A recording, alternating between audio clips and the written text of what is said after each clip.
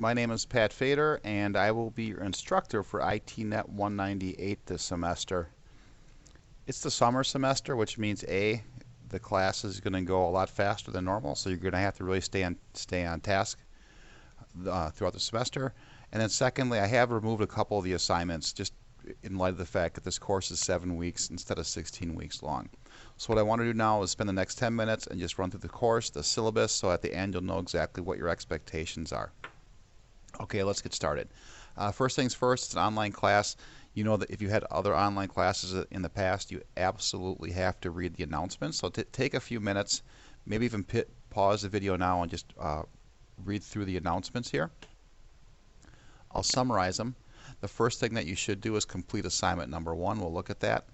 I've also posted the due dates here just to really reinforce how much you have to do in a short amount of time. So basically you can see that every week there's 1 or 2 things that are due, beginning with assignment number 1. And with that said, you know what, let's just take a look at assignment number 1, then we'll take a look at the syllabus. So assignment number 1, here we go.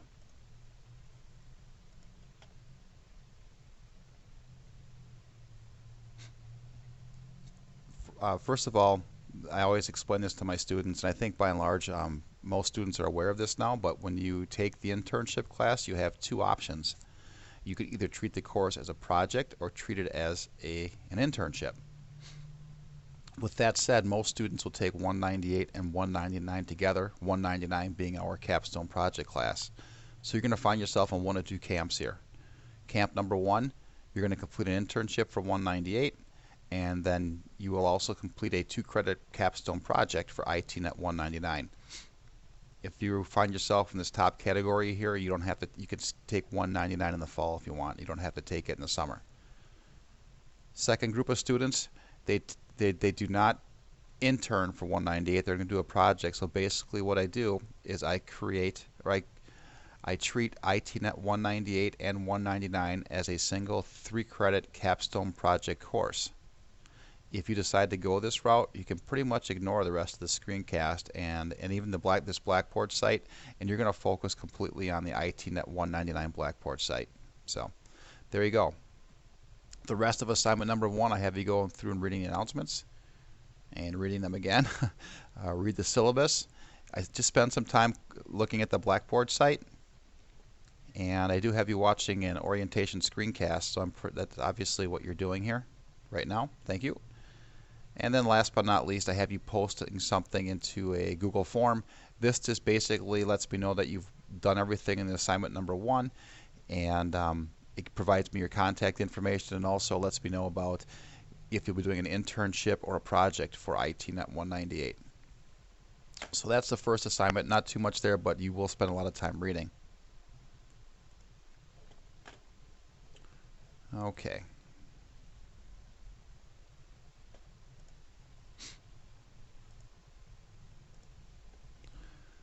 Okay. You should have already taken Intern 796 this semester. And basically, it's a good class. It helps you get your resume up to snuff. It gets you ready. It makes you aware of the resources that MATC has for helping you find a full-time job as well as an internship. The second week of the semester, what I'm going to have you do is actually go into and update your experiential learning agreement. Essentially what this does is you will go in and you will put your employer's information in there. That will trigger an email, which your employer will be emailed, as well as your instructor, yours truly. And then we'll know that you are interning this semester, and that kind of gets the ball started. So experiential learning agreement. And if we take a look, that's due June 23rd. The rest of the semester, you're going to be basically, your goal is going to be you'll be working 150 hours at your internship at least, and there's a number of assignments along the way. Don't put these off. These make up a substantial part of your grade, but I've got 3 reflection, like basically posting to a discussion board. You are logging your hours throughout. You're logging your hours as well as what you're doing throughout the semester, and at the very end, your employer is going to evaluate you. So employer evaluation, this makes up a third of your grade, and we'll look at all this in a little bit. So these are all important things. I've listed them here so that way you can keep referring to them throughout the semester. Let's jump in and let's take a look at the syllabus real quick. Oh, incidentally, every semester I have students ask, Pat, can I use my full or part-time position as an internship? And the answer is absolutely, as long as it's IT related. So if you're working in some capacity in IT currently, you can use that position to count towards your internship. You still have to do all the rest of the assignments, but that's an option that's available to you. So let's see here.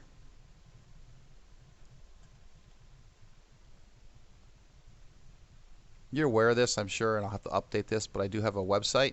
If you just Google my name, you can get to it as well. Here we go. And I have information on here for my other online classes, but for this class, you would probably just, all you're going to use is the orientation information, as well as some of the capstone project stuff posted under ITnet 198. I do have my office and lab hours posted. I'll have to update that for the summer. And really, the summer will be flexible enough that if you want to get together sometime, just send me an email. We can schedule something, or we can do a phone call or whatever. So we'll figure that out. But I'll be available to help you out. Typically, with the internship, there isn't too much. Students don't have too many questions. The one thing I will do is I will conduct a site visit sometime in July. So I'll schedule something with you and your employer, and I'll stop in for about a half an hour or even 15 minutes, depending on how busy you are. And I just like to hear what you're doing on the job. It also gives the employer a chance to tell me what they think of MATC students, if there's any technologies that we should consider adding to our curriculum, etc. So employers like that as well. All right, back to the syllabus. Class runs June 9th through July 28th, so make sure you are aware of that. Again, the assumption is you've taken Intern 796. If you have not taken the course, you're going to have to take 796 and potentially drop this class.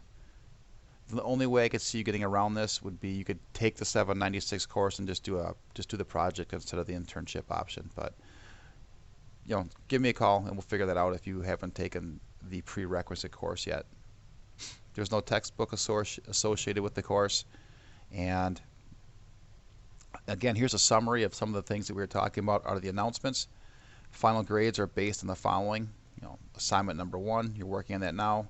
Completing the experiential learning agreement, your log hours, your midpoint evaluation. So this is basically halfway through the semester, July 7th. You're just going to complete a Google form and just kind of tell me basically how the internship is going. And at the end of the semester, you will evaluate your internship experience as well as your employer. That's due July 28th.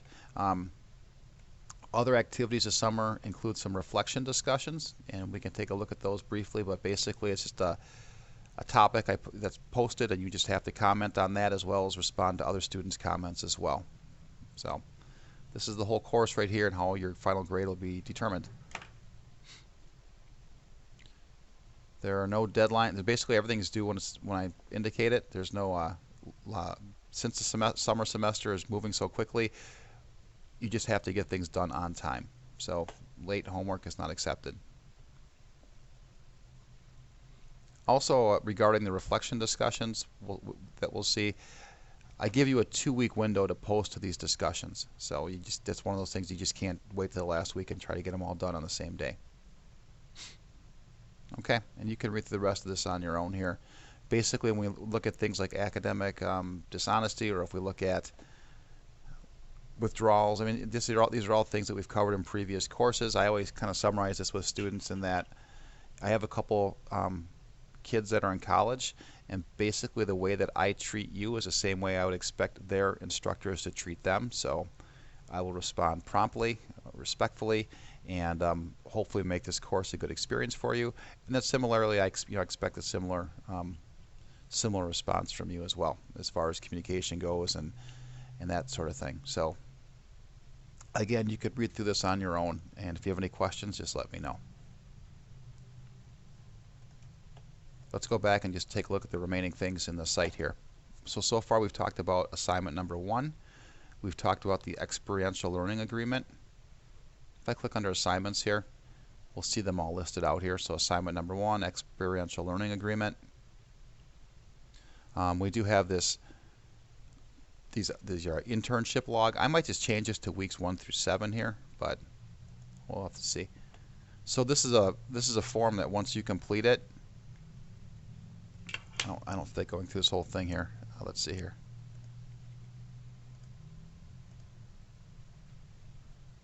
And essentially you can go through here and week 1 you can enter. I guess I have to update this. You can update how many hours you've worked, and then you could add here what activities you've done, and you can do that for all 5 weeks. Once you've completed this, you're sent a link. Just save the link so you can keep updating it throughout the semester.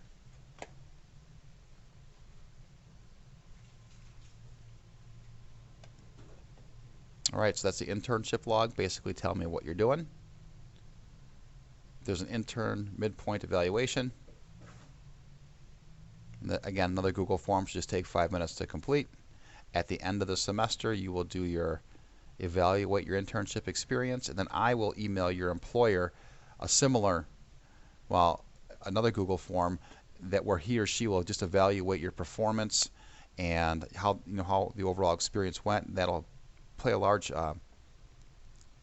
role in your final grade for the semester. If we go back and look at the syllabus, we'll see that the employer's evaluation of you actually makes up 1/3 or a little over 1/3, 34% of your final grade. So that's a substantial part of your grade is basically just on how how good of a job you did for your employer. I have to say I'm really proud of MATC students. Most employers are just delighted with our students, and you just continue to make us look good. So thank you. All right, so we've covered most of the assignments so far. Assignment 1, the learning agreement, the midpoint evaluation.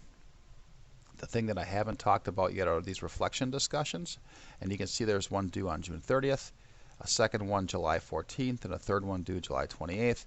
Here they are. Again, there's a lot of reading here. Just kind of read through this. It'll basically just tell you what the expectations are for the posts. 7 steps to writing A+ discussion posts, and then here you go. So you'll fill this out. You'll just basically respond to these prompts. You'll have to create a new thread, but you'll respond to the prompts from the first discussion. All right, so brief job description, how did you find your position, and what are your learning objectives for the internship? I kind of like that question, what are your learning objectives? I think a lot of times when a student thinks about that ahead of time, then when their employer approaches them sometime during the summer or the semester, and they'll let you know, hey Terrence, what do you hope to learn this semester or this summer? You can basically respond back, and you having thought about it and said, I really want to get exposed more to, Active Directory or virtualization or whatever it is. Sometimes it's just nice having thought about that ahead of time as opposed to, well, I don't know, whatever you think. So that's your first discussion.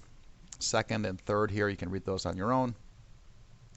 The expectation here is that you will post something and that you will respond to others' posts as well. So I think I've covered the entire course. Again, it's only 7 weeks long. I feel like there's a lot of work that you have to do in 7 weeks, and especially if you're going to get your 150 hours, and it's going to be a substantial amount of effort there. So thank you again for taking the time to watch this screencast. I hope that you have a fantastic internship experience, and if you have any questions, don't hesitate to contact me. Thanks. Bye.